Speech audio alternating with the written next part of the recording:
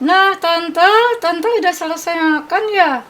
Sudah Dini, Tante sudah selesai makan. Sekarang kita lanjutkan ngobrol lagi ya. Yang tadi kan kata Dini belum selesai ya tadi ya. Iya, Tante. Dini mau tanya-tanya lagi tentang tadi Tante yang ventriloquism. Ya, ya ventriloquism atau ventriloquisme ya. Iya, Tante. Nah, sekarang Dini mau tanya apa? Yang pertama, Tante,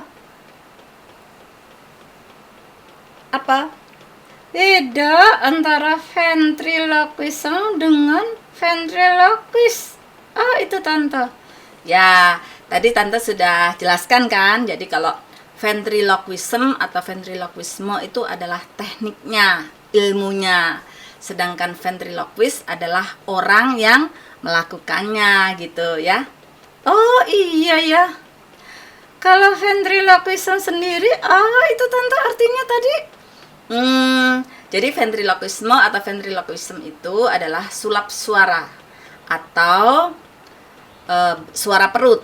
Jadi dalam bahasa Latinnya itu adalah venter artinya perut, kemudian loqui artinya berbicara, dan isme artinya ilmu atau suatu faham.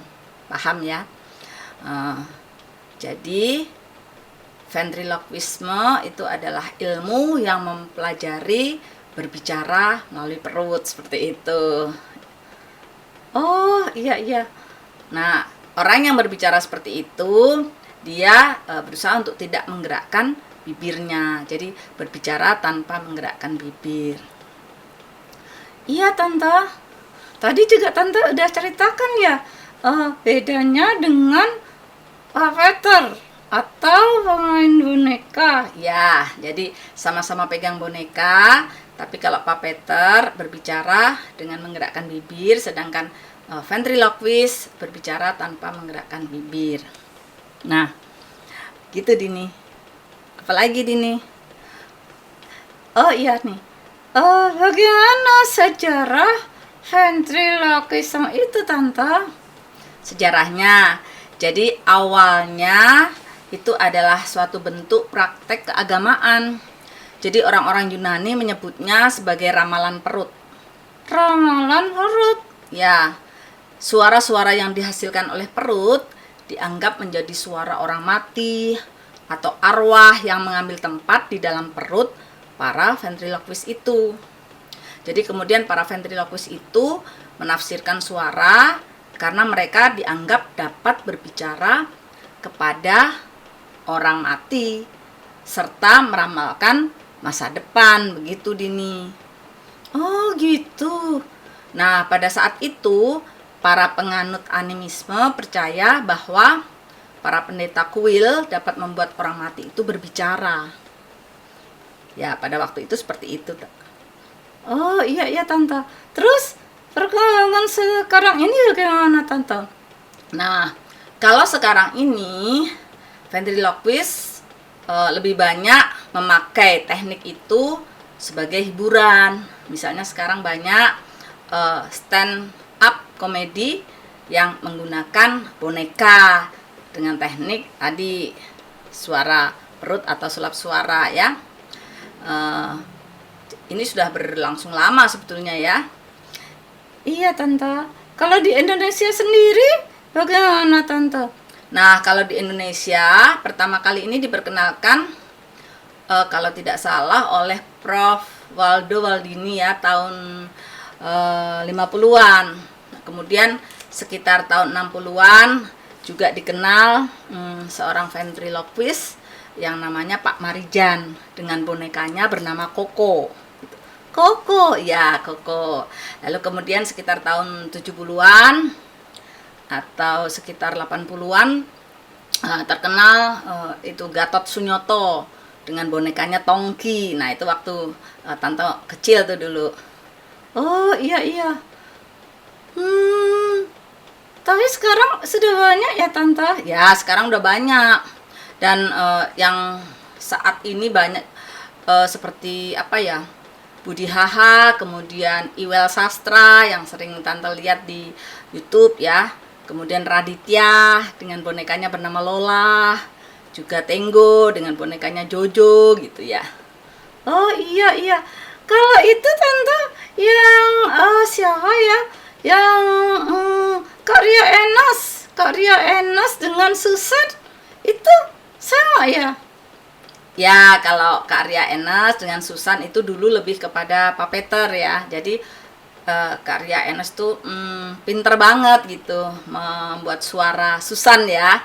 Jadi cuma dia memang disebutnya puppeteer waktu itu karena memang masih menggerakkan bibir. Tapi akhir-akhir ini sepertinya Kak Ria Enes juga belajar menjadi seorang ventriloquist juga gitu. Oh iya, susah enggak sih tante belajar itu? Gimana ya? Sebetulnya Dini, semua orang bisa memakai teknik ini ya. Semua orang bisa melakukannya karena ini dilakukan dengan menggunakan lidah seperti itu. Jadi berbicara dengan lidah di dalam mulut, di mana bibir berusaha tidak digerakkan. Jadi prinsipnya setiap orang bisa mempraktekkan ini sebetulnya. Cuma memang ada beberapa huruf yang agak susah dilakukan, termasuk Tante juga kadang-kadang memang ya, apalagi Tante masih dalam taraf belajar ya, jadi ya memang masih jauh gitu, masih suka menggerakkan bibir juga. Ada beberapa huruf yang susah seperti huruf B ya, kemudian huruf P, M, F, V itu agak susah, tapi huruf lainnya biasanya kalau kita latihan terus itu akan mudah dilakukan. Oh gitu. Contohnya apa tante? Nih contohnya misalnya Tante mau bilang Tante suka soto ya.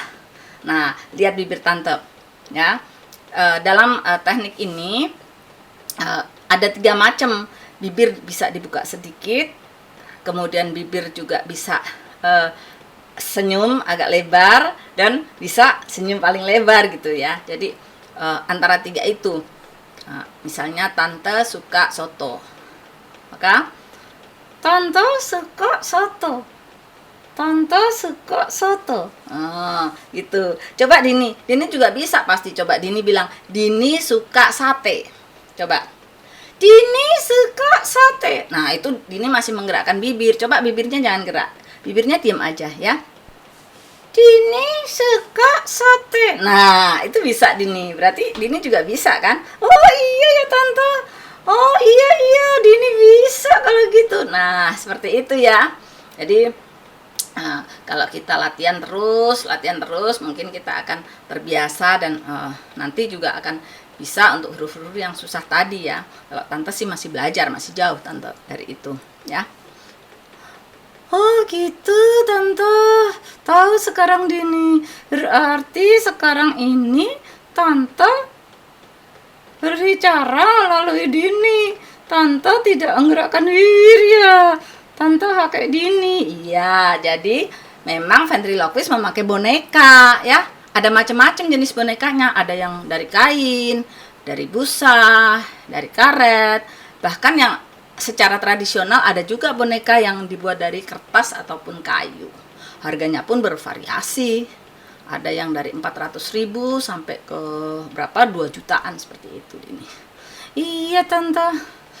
Terima kasih tante atas penjelasannya. Sekarang tambah lagi yang ketahuan Dini. Iya.